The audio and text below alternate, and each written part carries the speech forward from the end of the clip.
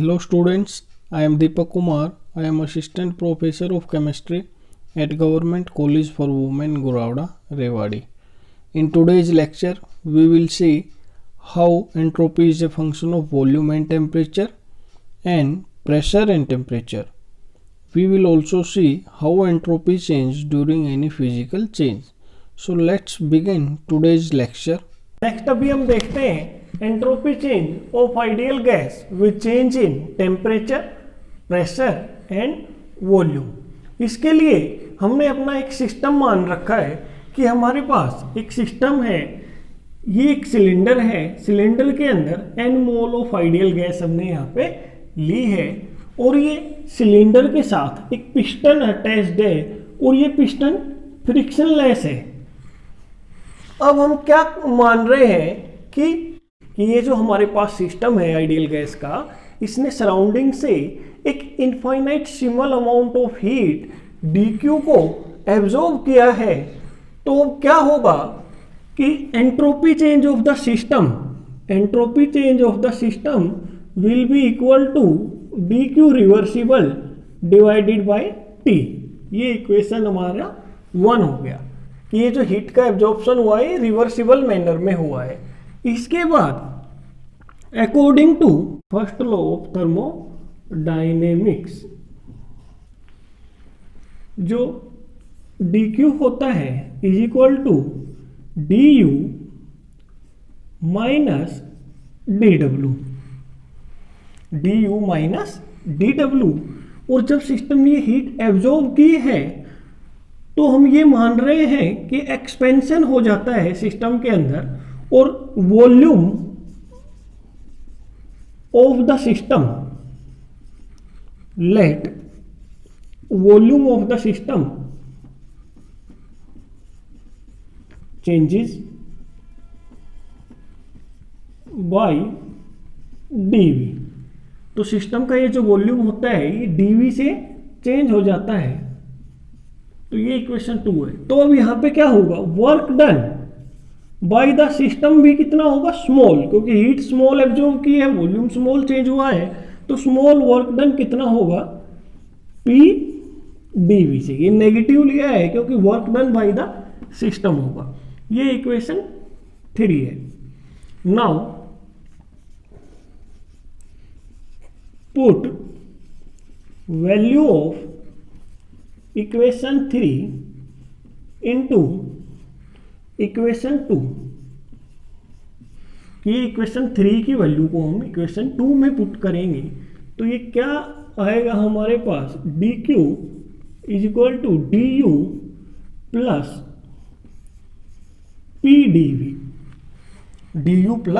PdV। ये आ गया हमारा इक्वेशन 4। ये माइनस dW की वैल्यू प्लस PdV पुट की है तो ये माइनस dW की जगह ये प्लस PdV आ गया है। अब इक्वेशन 4 की वैल्यू हम इक्वेशन 1 में पुट करेंगे। इक्वेशन 4 की वैल्यू इक्वेशन 1 में पुट करेंगे और ये dQ की वैल्यू, ये dQ रिवर्सिबल है तो ये dQ भी क्या है, रिवर्सिबल है। यहाँ पे ये जो वर्क डन हुआ है ये भी रिवर्सिबल मैनर में हुआ है। तो इक्वेशन 4 की वैल्यू इक्वेशन 1 में पुट करेंगे तो हमारे पास आ जाएगा TdS is equal to du plus PdV। तो ये हमारे पास इक्वेशन आ जाएगी 5। तो अब हमें यहां पे पता है for n mole of ideal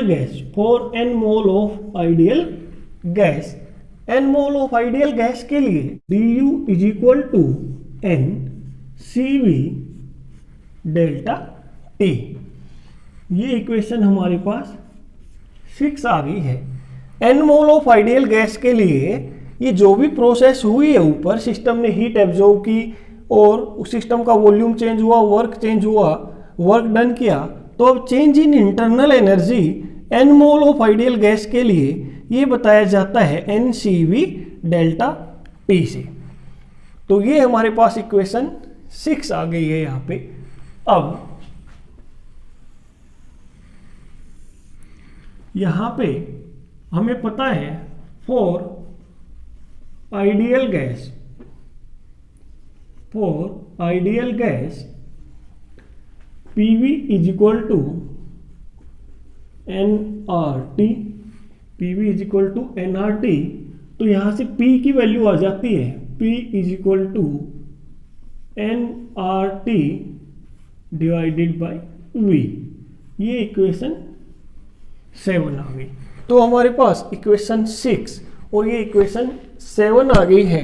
अब इस इक्वेशन 6 की वैल्यू को और इक्वेशन 7 की वैल्यू को हम इक्वेशन 5 में पुट कर देंगे। Now put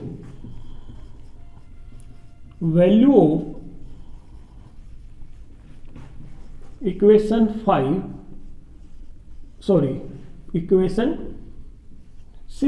and equation 7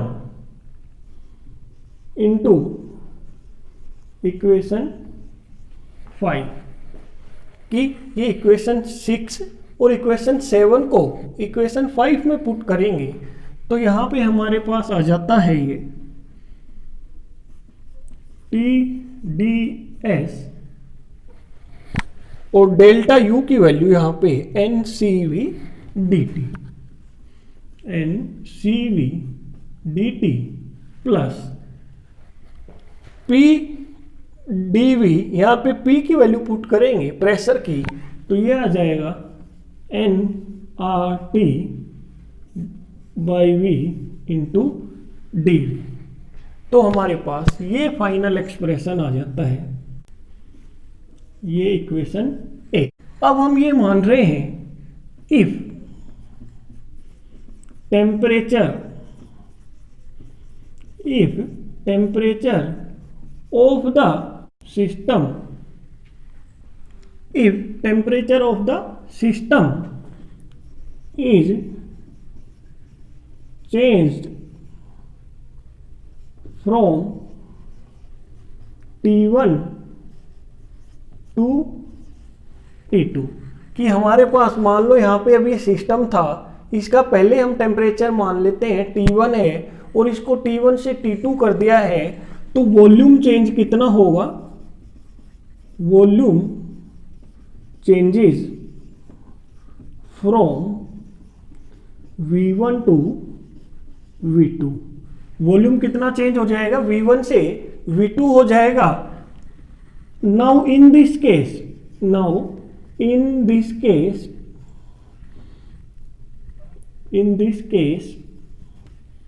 change in entropy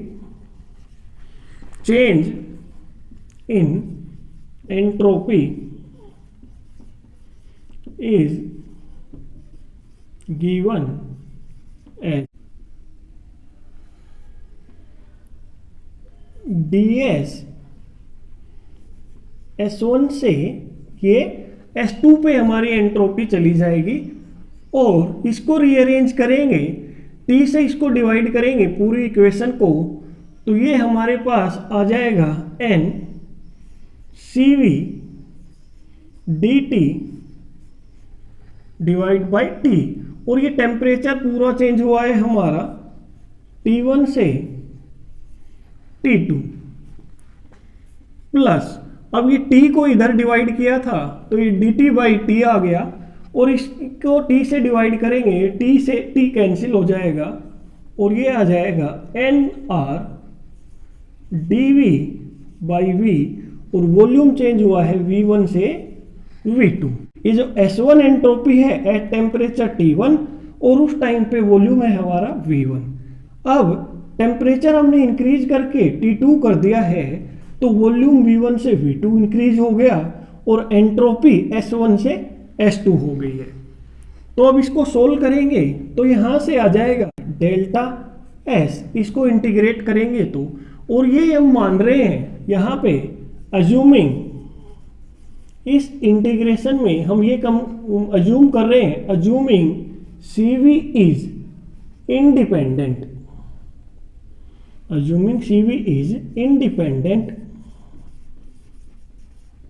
of temperature, CV is independent of temperature. तो यहाँ से n कांस्टेंट है, CV भी कांस्टेंट है, और dt अपॉन t का इंटीग्रेशन होता है ln t, और इस ln t में जब लिमिट्स पुट करेंगे T2 और T1 तो ये बन जाता है ln T2 upon T1, plus ये n और r दोनों कांस्टेंट हैं तो ये बाहर आ गए, dv अपॉन v का इंटीग्रेशन होता है ln v, जब उसमें लिमिट पुट करेंगे v2 और v1 तो ये हो जाएगा ln v2 अपॉन v1। तो ये हमारे पास एक्सप्रेशन आ गया एंट्रोपी चेंज का, entropy change of the system when temperature is changes from T1 to T2। तो ये एक्सप्रेशन हमारे पास आ जाता है एंट्रोपी चेंज का, कि अगर टेम्परेचर और वॉल्यूम में चेंज होता है तो एंट्रोपी में चेंज कितना होगा। अब ये ln की वैल्यू को हम इस टाइप से भी लिख सकते हैं 2.303 n CV log T2 upon T1 plus 2.303 nr log V2 upon V1, क्योंकि ये जो ln होता है that is equal to 2.303 log। तो इस टाइप से हम इसको लिख सकते हैं। तो ये एक और एक्सप्रेशन हमारे पास लिख सकते हैं। यहाँ पे number of mole of ideal gas है हमारे n। अब यहाँ पे ये एंट्रोपी का वेरिएशन आ गया कि एंट्रोपी कितनी चेंज होती है अगर हम टेम्परेचर और वॉल्यूम में चेंज करते हैं। इसी टाइप से एंट्रोपी का change with respect to temperature and pressure, ये भी हम कैलकुलेट कर सकते हैं।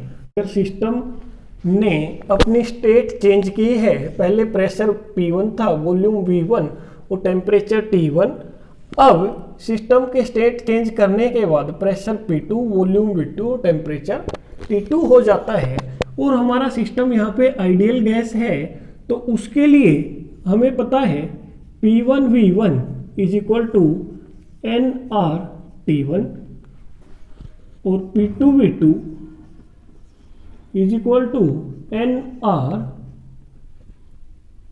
T2। यहाँ पे ये इक्वेशन 1, ये इक्वेशन 2, इक्वेशन 1 को इक्वेशन 2 से डिवाइड करते हैं हम, तो ये P1 V1 divided by P2 V2 is equal to T1 divide by T2, क्योंकि nR ये कैंसिल हो जाएंगे।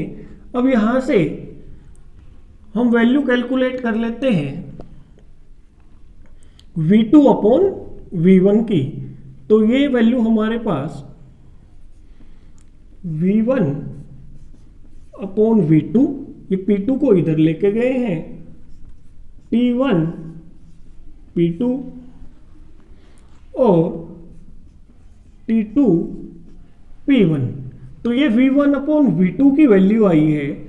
अगर हम V2 अपॉन V1 लिखना चाहें, V2 अपॉन V1, इसको हम कैसे लिख सकते हैं, ये इस टाइप से हम इधर मूव कर रहे हैं। तो ये V2 अपॉन V1 हो जाएगा हमारा T2 P1 divided by T1 P2। तो ये वैल्यू हमारे पास आ जाती है V2 अपॉन V1 के लिए। इसको इक्वेशन हमने 9 बोल दिया है, सॉरी ये इक्वेशन 10 है और ये हमारी इक्वेशन 9 है। तो यहाँ पे इस इक्वेशन 10 को हम इक्वेशन 9 में पुट करते हैं। तो यहाँ पे जब ये वैल्यू पुट करेंगे हम इक्वेशन 10 की वैल्यू को इक्वेशन 9 में पुट करेंगे, तो ये delta S is equal to n CV ln T2 upon T1 plus nR ln, ये V2 अपॉन V1 की जगह यहाँ हम पुट करेंगे T2 T1 P2 upon P2, तो ये T2 P1 upon T1 P2, तो ये हमने वैल्यू यहाँ पे पुट कर दी है। और हमें पता है कि log ये ln x इंटू वाई को हम ln x plus ln y लिख सकते हैं, ये log की प्रॉपर्टी होती है। तो यहाँ पे delta s is equal to N C V ln T2 upon T1 plus N R ln T2 upon T1 plus N R ln P1 upon P2 हमारे पास आ जाता है। पूरे को कॉमन ले लेंगे n ln T2 upon TV, यहाँ पे n ln T2 upon T1, तो यहाँ पे ये आ जाएगा CV plus R n ln T2 upon T1 plus N R ln P1 upon P2। ये CV heat capacity at constant volume है, तो हमें पता है कि heat capacity at constant pressure minus heat capacity at constant volume is equal to R। तो यहाँ पे Cp is equal to CV plus R, तो ये कंडीशन हमें पता है। तो यहाँ CV प्लस R ये बन जाता है हमारा heat capacity at constant pressure n ln T2 upon T1 plus N R ln P1 upon P2। तो ये हमारे पास एक्सप्रेशन आ गया है। जब आइडियल गैस का टेम्परेचर और प्रेशर चेंज किया जाता है तो उसकी एंट्रोपी में कितना चेंज होगा वो हम यहाँ से कैलकुलेट कर सकते हैं। तो इस तरह से दो एक्सप्रेशन हमारे पास आ जाते हैं एंट्रोपी चेंज के लिए, ये इक्वेशन 1 एंड इक्वेशन 2। इक्वेशन 1 के अंदर एंट्रोपी चेंज कितना होता है जब हम टेम्परेचर T1 से T2 पे चेंज करते हैं और वॉल्यूम हमारा V1 से V2 में चेंज हो जाता है, तो वो हम इस इक्वेशन 1 का यूज करके कैलकुलेट कर सकते हैं। और जब हम टेम्परेचर T1 से T2 करते हैं और प्रेशर हमारा P1 से P2 में चेंज हो जाता है, तो इस केस में एंट्रोपी चेंज कितना होगा वो कैसे कैलकुलेट कर सकते हैं हम इक्वेशन 2 का यूज करके। तो ये दो एक्सप्रेशन हमारे पास आ जाते हैं। अब हमारे पास हमें एंट्रोपी चेंज कैलकुलेट करना है डिफरेंट टाइप ऑफ प्रोसेसेस के लिए। तो वो कैसे करते हैं कि अगर आइसोथर्मल प्रोसेस है और आइसोथर्मल प्रोसेस के अंदर हमें पता है टेम्परेचर क्या होता है, कांस्टेंट होता है। और जब टेम्परेचर कांस्टेंट होगा तो T1 is equal to T2 होगा, और जब T1 is equal to T2 होगा टेम्परेचर हमारा कांस्टेंट हो जाएगा, तो ये T1 is equal to T2 put करेंगे तो ये log 1 हो जाएगा, यहाँ पे ये log 1 हो जाएगा और log 1 की वैल्यू 0 होती है। तो इसलिए ये पूरे एक्सप्रेशन यहाँ से यहाँ तक इसकी वैल्यू 0 हो जाएगी और एंट्रोपी चेंज हमारा किसके इक्वल हो जाएगा 2.303 nR log V2 upon V1।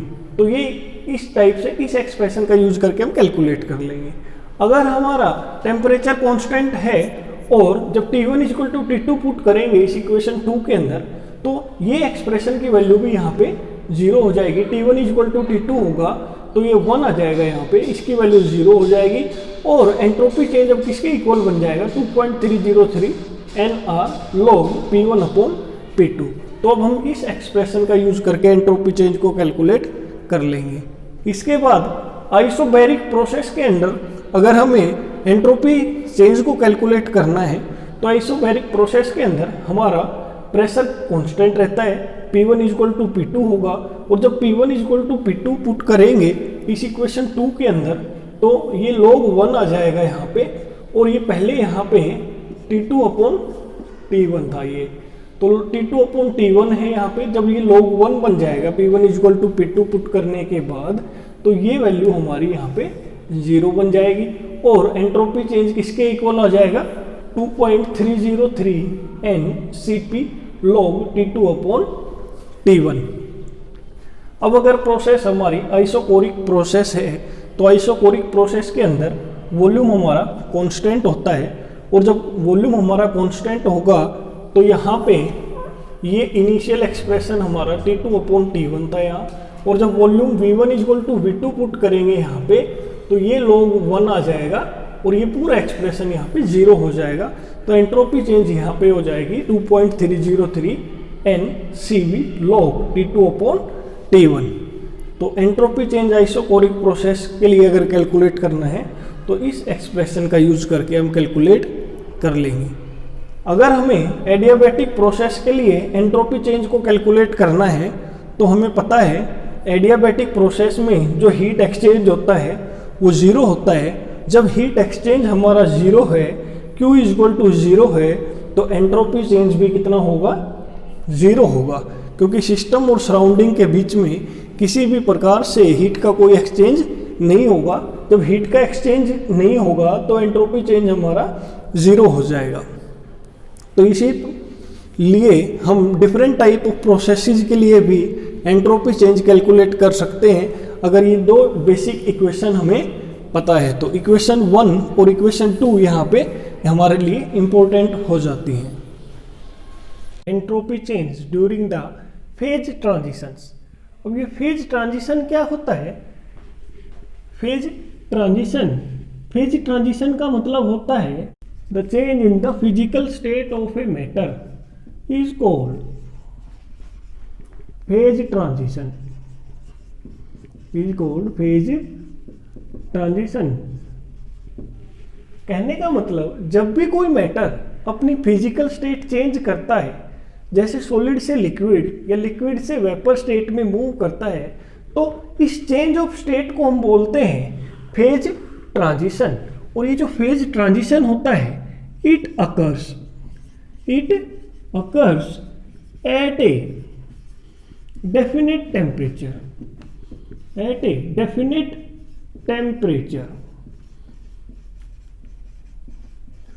Phase transition जो होती है पर्टिकुलर टेम्परेचर पे होती है। जैसे कोई मैटर सॉलिड से लिक्विड स्टेट में चेंज होता है तो वो टेम्परेचर, वो डेफिनेट टेम्परेचर क्या होगा, उसका मेल्टिंग पॉइंट होगा। जब कोई मैटर लिक्विड से गैस में चेंज होता है तो ये डेफिनेट टेम्परेचर को हम बोलेंगे बॉइलिंग पॉइंट। तो ये हमने देख लिया फेज ट्रांजिशन के बारे में। Entropy change during phase transition is equal to Q reversible divided by T। Q reversible क्या है, heat absorbed by the matter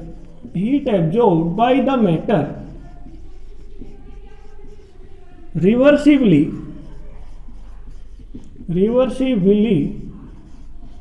at constant temperature.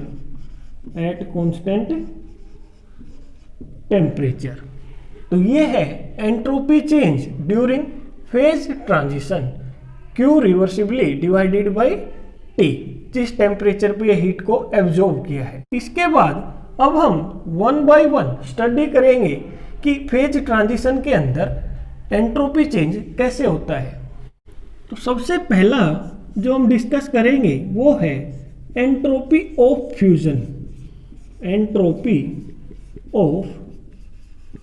Fusion. इसको हम दिखाते हैं delta S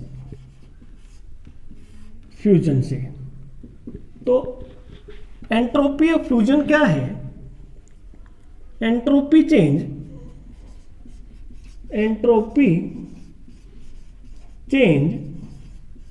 when 1 mole of solid is converted into liquid at its fusion temperature, at its fusion temperature। तो उस time पे जो एंट्रोपी चेंज होगा उसको बोलेंगे हम एंट्रोपी ऑफ फ्यूजन। जब कोई सॉलिड स्टेट से लिक्विड स्टेट में कन्वर्ट होता है अपने फ्यूजन टेम्परेचर पे या फिर मेल्टिंग टेम्परेचर के ऊपर, तो उस टाइम पे जो एंट्रोपी चेंज होता है उसको बोलते हैं एंट्रोपी ऑफ फ्यूजन। और ये entropy of fusion is equal to delta H of fusion divided by TF. अब ये डेल्टा एच ऑफ फ्यूजन क्या है कि जब फ्यूजन प्रोसेस होती है तो उस प्रोसेस में सॉलिड कितनी हीट को एब्जॉर्ब करता है लिक्विड में कन्वर्ट होने के लिए, तो ये है एंथैल्पी ऑफ फ्यूजन। तो उसको डेल्टा एच फ्यूजन से शो करते हैं। टीएफ क्या है? Fusion temperature. जिस टेम्परेचर पे ये फ्यूजन प्रोसेस होती है उस टेम्परेचर को बोलते हैं टीएफ। तो ये हमारा है enthalpy of fusion, enthalpy of fusion. और टीएफ है यहाँ पे टेम्परेचर, ये फ्यूजन टेम्परेचर इसको बोलते हैं। टीएफ है फ्यूजन टेम्परेचर। और ये जो डेल्टा और ये एंट्रोपी ऑफ फ्यूजन है is equal to entropy of liquid minus entropy of solid के इक्वल होता है। तो यहां से ये एक्सप्रेशन बन जाता है delta fusion divide by TF. तो ये हमारा फाइनल एक्सप्रेशन यहाँ पे आ जाता है। और ये जो एंथैल्पी ऑफ फ्यूजन है ये पॉजिटिव होती है, इसीलिए एंट्रोपी ऑफ फ्यूजन भी पॉजिटिव होगी। और एंट्रोपी ऑफ फ्यूजन किसके इक्वल है? Entropy of liquid minus entropy of solid. ये वैल्यू पॉजिटिव है, इसका मतलब एंट्रोपी लिक्विड की ज्यादा है as compare to entropy of solid. कि फ्यूजन प्रोसेस के अंदर जब सॉलिड से लिक्विड में कन्वर्जन होता है तो एंट्रोपी चेंज हमारा पॉजिटिव होता है, क्योंकि ये एंथैल्पी ऑफ फ्यूजन पॉजिटिव है, टेम्परेचर भी पॉजिटिव है, तो ये वैल्यू भी क्या होगी? पॉजिटिव। तो अब इसको हम कैसे बता सकते हैं कि फ्यूजन प्रोसेस के अंदर लिक्विड की एंट्रोपी ज़्यादा होती है एज कंपेयर टू सॉलिड। इसी वजह से इस प्रोसेस के अंदर एंट्रोपी चेंज पॉजिटिव होता है और ये एक ड्राइविंग फोर्स होता है फ्यूजन प्रोसेस के लिए। सेकेंड लॉ ऑफ थर्मोडायनेमिक्स के अकॉर्डिंग जब किसी भी प्रोसेस के अंदर एंट्रोपी इंक्रीज होती है तो वो प्रोसेस स्पॉन्टेनियस होगी। तो ये हमने देख लिया एंट्रोपी ऑफ फ्यूजन। इसके बाद अभी हम देखते हैं next entropy of vaporisation. Entropy of vaporisation क्या होता है? जब किसी 1 मोल लिक्विड से वेपर में कन्वर्जन होता है तो उस टाइम पे एंट्रोपी चेंज जो होगी उसको बोलेंगे एंट्रोपी ऑफ वेपोराइजेशन। और ये एंट्रोपी ऑफ वेपोराइजेशन किसके इक्वल होता है? Entropy of vaporization is equal to the enthalpy change during vaporization divided by TB. TB क्या है? Boiling point of the liquid. तो ये है हमारे पास molar enthalpy of vaporization, molar enthalpy of vaporization. और टीबी है boiling point of liquid. TB है यहाँ पे boiling point of the liquid. और entropy of vaporization is equal to entropy of liquid, entropy of vapour minus entropy of liquid is equal to enthalpy of vaporization divided by TV. ये enthalpy molar enthalpy of vaporization है, क्योंकि यहाँ पे liquid को 1 मोल लिया है हमने, तो molar enthalpy of vaporization divided by boiling point of the liquid. तो अब यहाँ पे ये हमारा एक्सप्रेशन फाइनल आ जाता है। और ये जो मोलर एंथैल्पी ऑफ वेपोराइजेशन है ये पॉजिटिव होती है, ये पॉजिटिव होती है, और ये टेम्परेचर भी हमारा पॉजिटिव होगा। तो ये हमारा एंट्रोपी ऑफ वेपोराइजेशन भी यहाँ पे पॉजिटिव होगा। एंट्रोपी ऑफ वेपोराइजेशन पॉजिटिव है, इसका मतलब वेपर के अंदर एंट्रोपी ज़्यादा होती है as compare to the entropy of the liquid. तो एंट्रोपी वेपर में ज़्यादा होती है, लिक्विड के अंदर कम होती है, इसीलिए overall entropy of vaporisation positive होती है। और सेकंड लॉ के अकॉर्डिंग, जैसे कि हमें पता चल रहा है यहाँ पे कि वेपोराइजेशन प्रोसेस के अंदर एंट्रोपी हमारी पॉजिटिव है, तो वेपोराइजेशन प्रोसेस एक स्पॉन्टेनियस प्रोसेस है। इसके बाद हम देखते हैं एंट्रोपी ऑफ सब्लिमेशन। जब 1 मोल सॉलिड वेपर्स में कन्वर्ट होता है एट ए पर्टिकुलर टेम्परेचर, तो उस टाइम पे एंट्रोपी के अंदर जो चेंज होगा उसको बोलेंगे एंट्रोपी ऑफ सब्लिमेशन। और mathematically entropy of sublimation is equal to molar enthalpy of sublimation divided by temperature T at which sublimation take place. और ये entropy of sublimation is equal to entropy in vapour phase minus entropy in solid phase is equal to delta H sublimation divided by T। तो ये हमारे पास final expression यहाँ पे आ जाता है।